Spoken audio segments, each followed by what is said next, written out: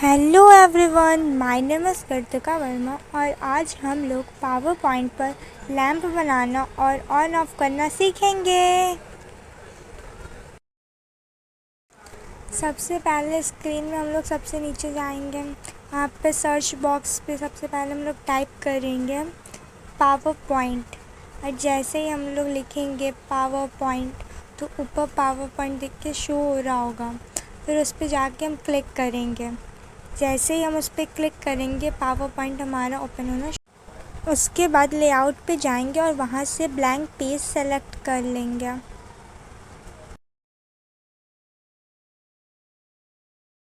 Blank page select करने के बाद हम लोग डिज़ाइन मेन्यू पे जाएंगे जो कि टाइटल बार के नीचे है। डिज़ाइन में जाने के बाद सबसे लास्ट में कॉर्नर में फॉर्मेट बैकग्राउंड पे क्लिक करेंगे और उसमें कलर्स बकेट में कलर सेलेक्ट करेंगे ब्लैक कलर सेलेक्ट करने के बाद हम लोग इंसर्ट मेन्यू में जाएंगे। इंसर्ट मेन्यू में जाने के बाद हम लोग वहाँ से शेप्स को सेलेक्ट करेंगे। शेप्स जब डायलॉग बॉक्स ओपन है तो वहाँ से रेक्टेंगल शेप सेलेक्ट करके उसे कुछ इस प्रकार से ड्रॉ करेंगे। Ctrl+D प्रेस करके हम लोग उसका डुप्लिकेट कर लेंगे, उसे उसके ठीक नीचे सेट कर देंगे। फिर Ctrl+D हम लोग उसे प्रेस करके फिर एक और कर लेंगे। फिर जब शिफ्ट के साथ हम लोग माउस से राइट क्लिक करके खींचेंगे तो वो थोड़ा ऐसे बड़ा हो जाएगा और कुछ ऐसे सीढ़ी के टाइप का हो जाए। फिर उसे सेलेक्ट करके हम उसे नीचे सेट कर देंगे जैसे हमें सेट करना है। ऐसे परफेक्टली हम लोग सेट कर देंगे। फिर हम लोग शेप्स में जाके रेक्टेंगल शेप लेंगे और उसे जैसे स्टिक होता है वैसे हम उसे ड्रॉ कर लेंगे। एकदम अच्छे से ड्रॉ करके उसे फिर ड्रॉ करने के बाद उसे सेट कर लेंगे, उसे एकदम मिडल में सेट कर लेंगे।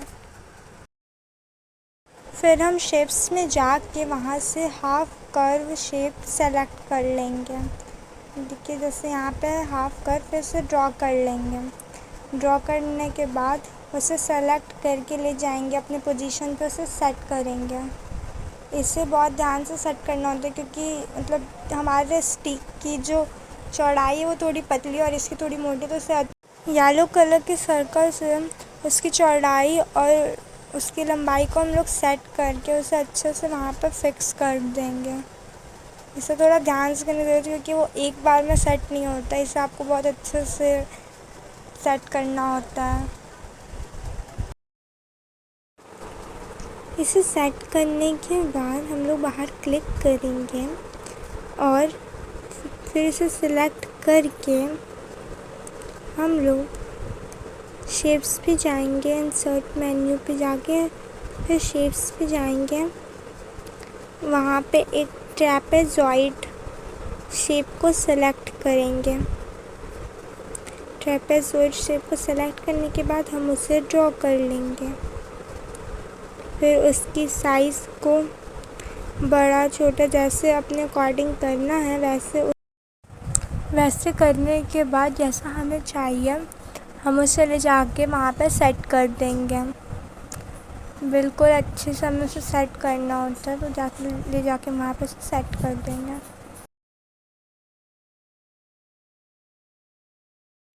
जब हमारा शेप सेलेक्ट होता है तो ऊपर मेन्यू बार में एक शेप फॉर्मेट का ऑप्शन आता है, उसमें हम लोग शेप आउटलाइन पे जाएंगे और उसे नो आउटलाइन कर देंगे जिससे वो बहुत परफेक्ट दिखे और बहुत ही क्लीन लगे। फिर हम लोग इंसर्ट ऑप्शन में जाएंगे, वहाँ से शेप्स पे क्लिक करेंगे, वहाँ से सर्कल शेप को सेलेक्ट करेंगे। सेलेक्ट करने के बाद हम उसे ड्रॉ करेंगे, उसे थोड़ा ओवल फॉर्म में हम लोग ड्रॉ करेंगे। तो उसकी साइज़ को देखते हुए, जैसे कि अब इसकी साइज़ थोड़ी बड़ी है तो अब हम इसकी साइज़ को एकदम अच्छे से छोटा करते हुए, थोड़ा सा पतला करते हुए, जब हम लोग इसे पतला और छोटा कर लेंगे तो फिर उसे ले जाएंगे वहाँ पे हम लोग सेट करेंगे। जब ये वहाँ पे एकदम परफेक्टली सेट हो जाएगा तो आप देखेंगे कि ये जो हमारा शेप है वो शेप के ऊपर आ रहा है, लेकिन हमको तो इससे पीछे डालना है। इस शेप को पीछे डालने के लिए इस शेप को हम लोग सबसे पहले सेलेक्ट करेंगे। जब हम लोग इसे सेलेक्ट करेंगे तो एक मेन्यू ऑप्शन खुल जाएगा शेप फॉर्मेट, उसमें हम लोग सेंड बैकवर्ड पे क्लिक करेंगे। सेंड बैकवर्ड पे हम लोग क्लिक करेंगे और सेंड टू बैक पे क्लिक कर देंगे। जैसे हम लोग सेंड टू बैक पे क्लिक करेंगे ये शेप हमारा उस शेप के पीछे हो जाएगा। उस शेप के पीछे हो जाने के बाद एक बार में ये नहीं हो रहा है, दोबारा कर देता। फिर जब हम इसे दोबारा करेंगे सेंड टू बैक तो ये उसके पीछे चला गया। देखिए दिख रहा है कि इसके वो इस शेप के ओवल जो है उस ओवल उसके पीछे चला गया है। फिर हम लोग जो एक एक शेप लिए तो उसे सेलेक्ट करके Ctrl+D प्रेस करेंगे तो उसका वो डुप्लिकेट हो जाएगा और उसे उसके दूसरे साइड भी हम लोग एडजस्ट कर लेंगे। वन बाय वन हम लोग सारे शेप्स को सेलेक्ट करेंगे और उसे Ctrl+D प्रेस करके उसे इस साइड ले जाके फिक्स करेंगे। लास्ट में ओवल को भी Ctrl+D से डुप्लिकेट करके फिर उसे भी ले जाएंगे। फिर उसे जब सेलेक्ट किए रहेंगे तो शेप फॉर्मेट वाले ऑप्शन में जाके जैसे हम लोग पहले किए थे सेंड बैकवर्ड में जाके सेंड टू बैक करेंगे, जिससे वो बैक में चला जाएगा।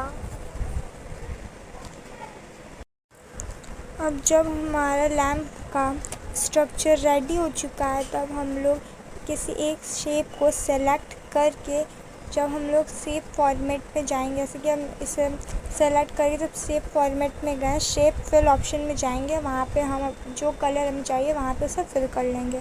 ऐसा ही हम हर एक शेप में करेंगे। उसे सेलेक्ट करेंगे, शेप फिल ऑप्शन में जाएंगे और अपने अकॉर्डिंग हम लोग कलर फिल कर लेंगे सारे शेप्स में, चाहे वो हमने सीढ़ी बनाई हो, चाहे वो स्टिक हो, चाहे वो ओवल हो, चाहे वो ट्रायंगल जो हम लोग ने लिया था शेप में वो।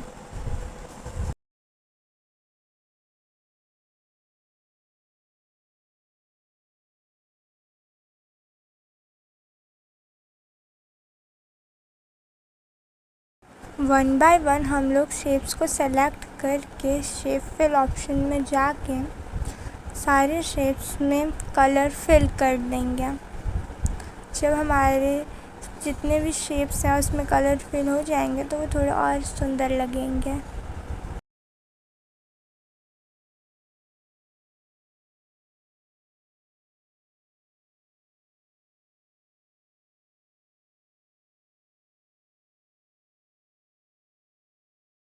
ओवल शेप जो होगा उसे सेलेक्ट करके साइड में हम लोग देखेंगे फॉर्मेट शेप का एक डायलॉग बॉक्स टाइप का ओपन होगा, उसमें सॉलिड फिल ऑप्शन पे टिक करके हम लोग रेड कलर कर लेंगे और दूसरे में जो दूसरा ओवल शेप होगा उसमें येलो कलर कर लेंगे।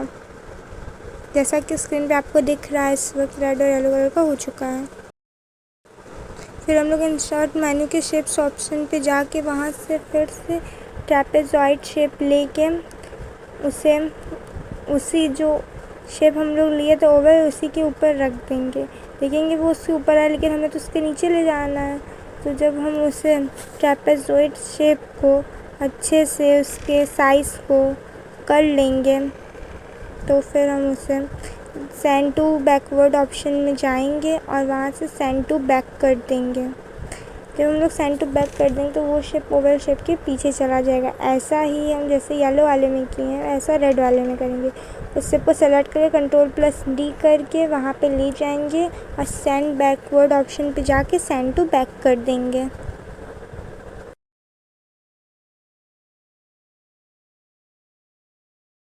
सेंड टू बैक करने के बाद फॉर्मेट शेप जो साइड में डायलॉग बॉक्स ओपन उसमें जाएंगे, ग्रेडियंट फिल पे जाएंगे और नीचे ग्रेडियंट का जो ऑप्शन दिया रहेगा उसी से हम लोग उसके कलर को डिसाइड कर लेंगे कैसा लेंगे।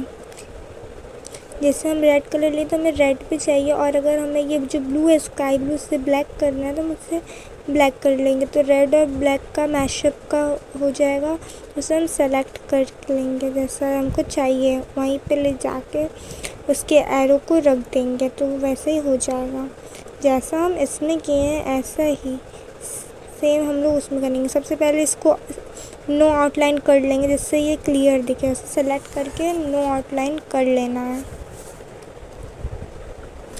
ये बात हम ध्यान रखेंगे।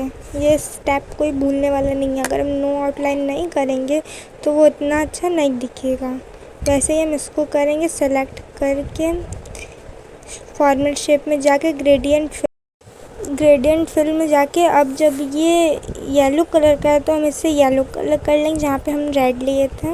और वो जो ब्लैक था वो तो ब्लैक तो हम लोग रहने नहीं देंगे। फिर इससे शेप आउटलाइन में जाके हम लोग नो आउटलाइन कर लेंगे, ओवल को भी और उसको भी। जब नो आउटलाइन कर लेंगे तो हम लोगों का बहुत ये अच्छा दिखेगा ये।